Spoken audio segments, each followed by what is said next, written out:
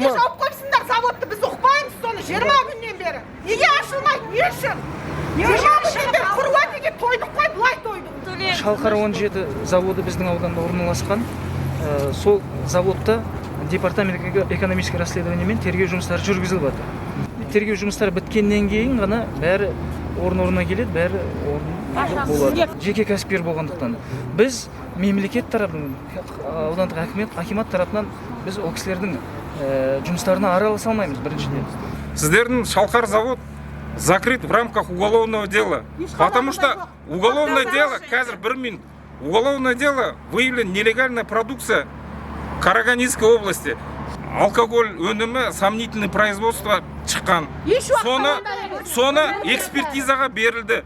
Ол шыққан жоқ результат әлі. Уже 70 бутылка нені жіберді. Ол комитет финансовый мониторинга іс қозғалғаннан кейін, ол істі пока жапқанша, ол пока заводтарыңыз следственный мероприятие жүріп. Оны енді следственные мероприятия біткенше, оны айта алмаймыз. В данном случае сейчас говорят, завод приостановлен, все опечатали, закрыт.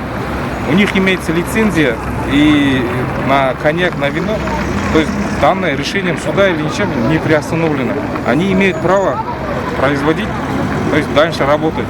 Но завод в лице руководителя Тутадзе официально в налоговый орган предоставлял письма, что с 24 по сегодняшний день завод не будет осуществлять предпринимательскую деятельность. В связи с этим они сами, то есть здесь работников все вопросы надо руководству. Жұмыс жасаймыз десе, біз лицейнен ашып береді. Оны басшыларыңыздан сұраңыздар.